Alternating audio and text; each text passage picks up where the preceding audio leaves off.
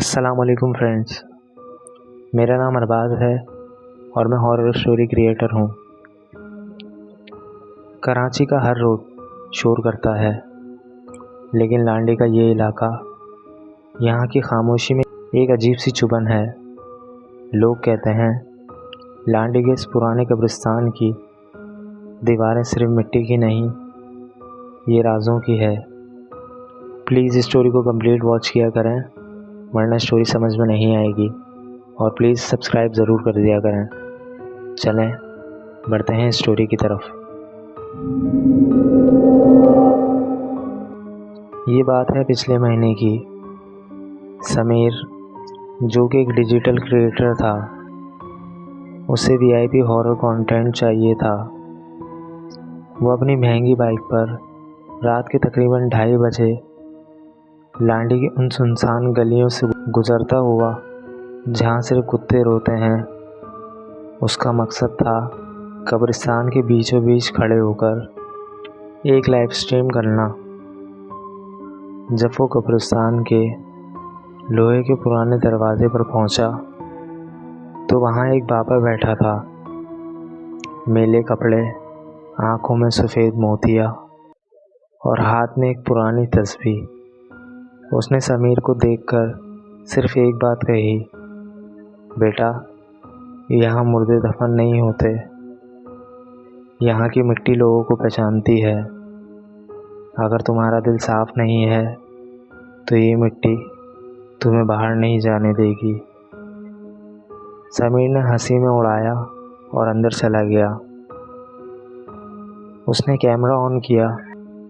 कब्रिस्तान की ठंडक ऐसी थी जैसे बर्फ़ की चादर ओढ़ ली हो।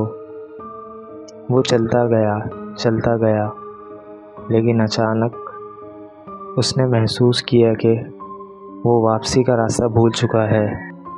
वहाँ हर कब्र एक जैसी लग रही थी, लेकिन फिर उसकी नज़र एक वीआईपी मार्बल की कब्र पर पड़ी। वो कब्र चमक रही थी जैसे अभी अभी बनी हो। समीर ने कैमरा उस पर फोकस किया तो उसकी रूह कांप गई। कब्र के अंदर से एक आवाज़ आई, किसी इंसान की नहीं, बल्कि हज़ारों चूटियों के चलने की। और फिर वो मार्बल की स्लिप आहिस्ता आहिस्ता खिसकने लगी। समीर ने भागने की कोशिश की, लेकिन उसके पाँव मिट्टी पर धंसने लगे, जैसे ज़मीन ने उसके पाँव पकड़ लिए हों। उसने कैमरा नीचे किया तो देखा ज़मीन से हाथ नहीं निकल रहे थे, बल्कि मिट्टी उसकी टांगों पर चढ़ रही थी, जैसे वो उसे ज़िंदा दफन कर रही हों।